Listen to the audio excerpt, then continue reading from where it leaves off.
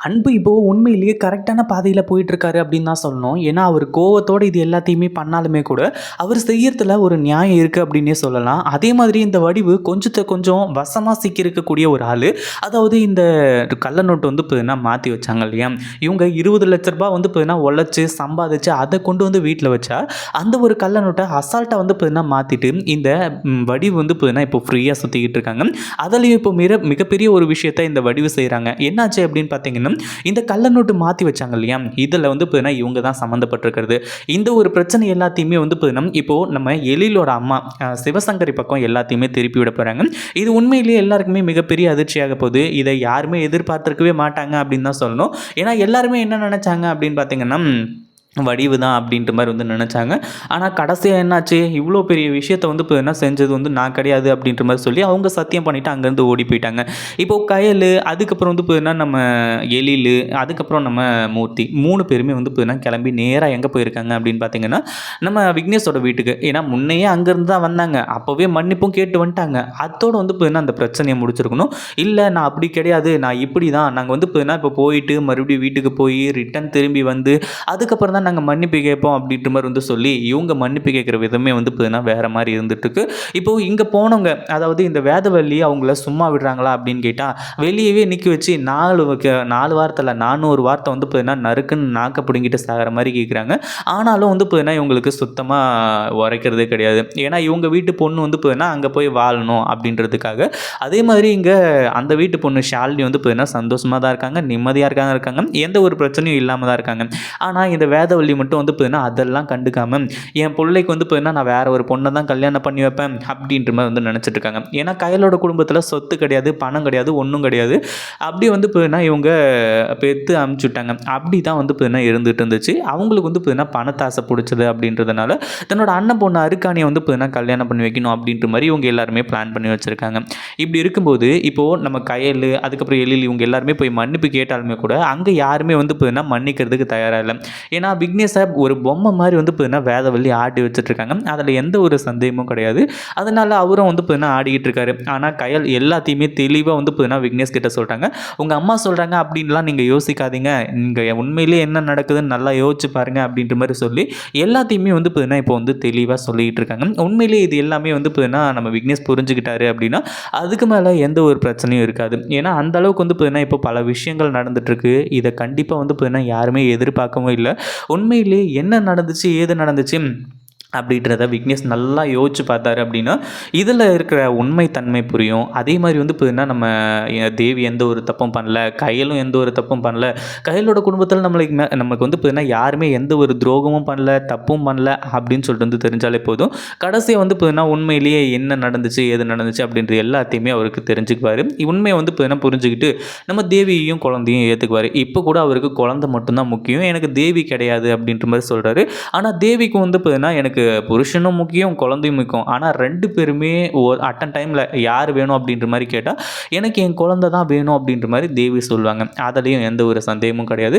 ஆனா கயல் தெளிவா சொல்லிட்டாங்க. உங்களையும் அதாவது விக்னேஷ் வந்து பார்த்தீங்கன்னா இவ்ளோ மனசு மாறி இருக்காரு. அவர் வந்து பார்த்தீங்கன்னா அடுத்தது அவங்க மாமன் பொண்ணு கழுத்துல தாலிய கட்டுறதுக்கு தயாரா இருந்துட்டு இருக்காரு. அப்படியெல்லாம் இருக்கும்போது நம்ம கயல் தெளிவா சொல்லிட்டாங்க. இந்த விவாகரத்து கண்டிப்பா வந்து பார்த்தீங்கன்னா நடக்காது. உங்களையும் என் தங்கச்சி தேவியையும் வந்து பார்த்தீங்கன்னா ஒண்ணு சேர்த்து வைக்க தான் போறேன். அதில் எந்த ஒரு சந்தேகமும் கிடையாது, எந்த ஒரு மாற்றமும் கிடையாது அப்படின்ற மாதிரி வந்து சொல்லி தெளிவாக வந்து இப்போ என்ன சொல்லிடுறாங்க.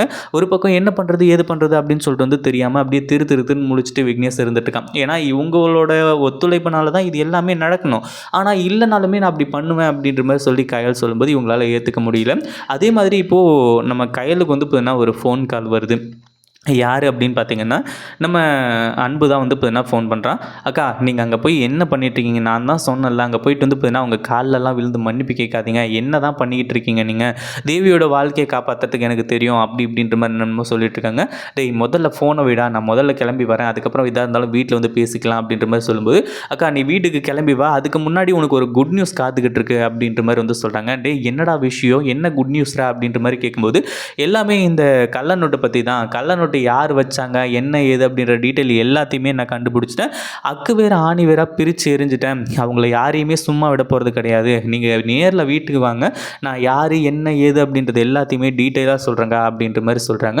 ஒரு பக்கம் கையலுக்கு ரொம்பவே ஹாப்பி. ஏன்னா இவ்வளோ பெரிய பிரச்சனைக்கு யார் ஒரு முற்றுப்புள்ளி, அதாவது ஒரு ஸ்டார்டிங் வந்து இருக்காங்க, அவங்க யார் என்ன ஏது அப்படின்றத தெரிஞ்சுக்கிறதுக்கு எல்லாருக்குமே ஆர்வம் நிறையவே இருந்துச்சு. அது எல்லாத்தையுமே வந்து பார்த்தீங்கன்னா இப்போ வந்து காட்ட போகிறாங்க. ஏன்னா கையில் இருந்துட்டு எழில்கிட்டையும் மூர்த்திக்கிட்டையும் சொல்லும்போது மூர்த்தி பயங்கரமான கோவப்படுறாங்க. அது யாருன்னு மட்டும் தெரிஞ்சதுன்னு வையன், எழில் மாப்பிள்ளையை ஜெயிலுக்கு அனுப்பின அவங்கள கண்டிப்பாக நான் சும்மா விட மாட்டேன். அவ்வளோ கோவத்துலையும் அவ்வளோ வெறியிலையும் இருந்துகிட்ருக்கேன். இதுக்கு மேலே வந்து பார்த்தீங்கன்னா நான் சொல்கிறதுக்கு எதுவுமே இல்லை, அவங்க யாருன்னு மட்டும் தெரியட்டும், என் கையாலே அடித்து சாகடிக்கிறேன் நான் அப்படின்னு சொல்லிட்டு மூர்த்தி பயங்கர கோவத்தோடு இருக்காங்க. நம்ம கையில் வந்துட்டு மூர்த்தி கொஞ்சம் பொறுமையாக இரு மூர்த்தி, இப்படிலாம் பேசிக்கிட்டு இருக்காத, கண்டிப்பாக அது வந்து பார்த்தீங்கன்னா மிகப்பெரிய பிரச்சனை ஏற்படுத்தும், கொஞ்சம் பொறுமையாக இரு அப்படின்ற மாதிரி வந்து சொல்லி இது எல்லாத்தையுமே பண்ணிகிட்டு இருந்தாலுமே கூட கடைசி என்ன ஆகுது அப்படின்னு பார்த்தீங்கன்னா நேராக கிளம்பி வீட்டுக்கு போகிறாங்க. அங்கே தான் நம்ம அன்பு இருந்துட்டு, இங்கே பாருங்கள் அக்கா, நீங்கள் வந்து பார்த்தீங்கன்னா நான் சொல்கிறத கண்டிப்பாக நம்பவே மாட்டீங்க அப்படின்னு தான் சொல்லணும். ஆனால் அதே சமயம் ஆதாரத்தோடு நான் நிரூபித்தா அப்போ என்ன சொல்லுவீங்க அப்படின்ற மாதிரி வந்து கேட்குறாங்க. முதல்ல யார் என்ன ஏது அப்படின்றத சொல்கிறா, அதுக்கப்புறம் வந்து பார்த்தீங்கன்னா நான் என்ன சொல்கிறேனோ அதை வச்சு கேள்றா அப்படின்ற மாதிரி வந்து சொல்லும்போது, இது எல்லாத்தையுமே பண்ணது வேறு யாரும் கிடையாது, நம்ம பெரியம்மா வடிவு தான் அப்படின்ற மாதிரி வந்து சொல்கிறாங்க. இதில் சம்மந்தப்பட்டிருக்கிறது வடிவு மட்டும் கிடையாது, எழிலோட அம்மா சிவசங்கரியம் தான் அப்படின்ற மாதிரி வந்து சொல்லி நிறைய விஷயங்கள் வந்து சொல்கிறாங்க. டேய் என்ன தான்டா சொல்ல வர, எப்படா இதெல்லாம் சொல்கிற, அதான் பெரியம்மா வந்து போயின்னா அந்த இது அதாவது சாமி மேலே சத்தியம் பண்ணி கற்பூரம்லாம் அடித்து வந்து போயின்னா சத்தியம் பண்ணிட்டாங்களே, இதுக்கப்புறம் வந்து போயின்னா எதுக்காக அவங்க மேலே சந்தேகப்பட்டுருக்கேன், இது மாதிரி எல்லாம் சந்தேகப்பட்டுருக்காத அப்படின்ற மாதிரி வந்து சொல்லும்போது, அக்கா நான் வந்து போயின்னா எந்த ஒரு காரணமும் இல்லாமல் சந்தேகப்பட மாட்டேன், ஆதாரம் இல்லாமல் நான் எதையுமே சொல்ல மாட்டேன், என்கிட்ட வீடியோ எவிடன்ஸே இருக்குது, இதுக்கு மேலே வந்து போயின்னா இங்கே யாருமே தப்பிக்கவே முடியாது, எல்லாருமே ரெடியாக இருங்க, ஆக்ஷன் பிளாக் ஸ்டார்ட் ஆகிடுச்சு, அந்த பெரியம்மா அதாவது வடிவு வந்து பார்த்தீங்கன்னா போட்டு பொழந்து கட்டுறதுக்கு அப்படின்ற மாதிரி வந்து சொல்லிட்டு இருக்காங்க. கடைசியாக தான் நம்ம அன்பு இருந்துட்டு அந்த வீடியோ எவிடன்ஸை காட்டுறாங்க. அதாவது இந்த வடிவுக்கு இப்போ பயம் வர ஆரம்பிச்சிருச்சு.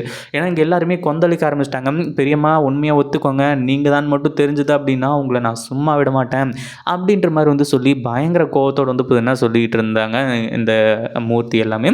அப்படி இருக்கும்போது நம்ம தான் சொல்லிட்டு வந்து தெரிஞ்சால் அவ்வளோதான், கதை முடிஞ்சு போச்சு, இதை அப்படியே கொண்டு போய் வந்து பார்த்தீங்கன்னா எழிலோட அம்மா சிவசங்கரி கிட்ட மாட்டி விட்டுருவோம், நம்ம இதிலேருந்து எஸ்கேப் ஆகிடலாம் அப்படின்ற மாதிரி வந்து சொல்லி நேராக இப்போது ஒரு இடத்துக்கு போயிட்டு எழிலோட அம்மா சிவசங்கரி வந்து பார்த்தீங்கன்னா மீட் பண்ணி பேசுகிறாங்க. அப்படி பேசும்போது தான் அன்பு வந்து பார்த்தீங்கன்னா சூப்பரான வேலையை செஞ்சுருக்காரு. அதாவது அவங்க 2 பேரும் மீட் பண்ணுற ஒரு விஷயத்த வீடியோவை வந்து பார்த்தீங்கன்னா கவரேஜ் பண்ணியிருக்காரு. இவரை வீடியோகிராஃபராக விட்றாரு போல், அதனால் வந்து பார்த்தீங்கன்னா கவரேஜ் பண்ணிகிட்ருக்காங்க. அதாவது இந்த மாதிரி வந்து நான் அந்த பணத்தை மாற்றி வச்சேன், இது என் பக்கமே திரும்புகிற மாதிரி இருக்குது, அதாவது இந்த ஒரு விஷயத்துலேருந்து நீங்கள் தான் என்னை காப்பாற்றணும் அப்படின்ற மாதிரி வந்து சொல்லி இப்போது சிவசங்கரியோட காலில் போயிட்டு வந்து பார்த்தீங்கன்னா விழுந்துட்டுருக்காங்க இந்த வடிவு. இது எல்லாத்தையுமே பார்த்து தான் இந்த வீடியோ எல்லாத்தையுமே கொண்டு வந்து நம்ம கையல் கிட்ட காட்டுறாங்க. அதை பார்த்தோன்னே பயங்கரமாக நதிச்சு என்ன பண்ணுறது ஏது பண்ணுறது அப்படின்னு சொல்லிட்டு வந்து தெரியாமல் இப்போ திருன்னு வந்து முழிக்க ஆரம்பிச்சுறாங்க. இந்த வீடியோ பிடிச்சிருந்தா லைக் பண்ணுங்கள், ஷேர் பண்ணுங்கள். இப்போ தான் நம்ம சேனலுக்கு ஃபர்ஸ்ட் டைம் வரீங்க அப்படின்னா கீழே இருக்க சப்ஸ்கிரைப் பட்டனை ப்ரெஸ் பண்ணிக்கோங்க.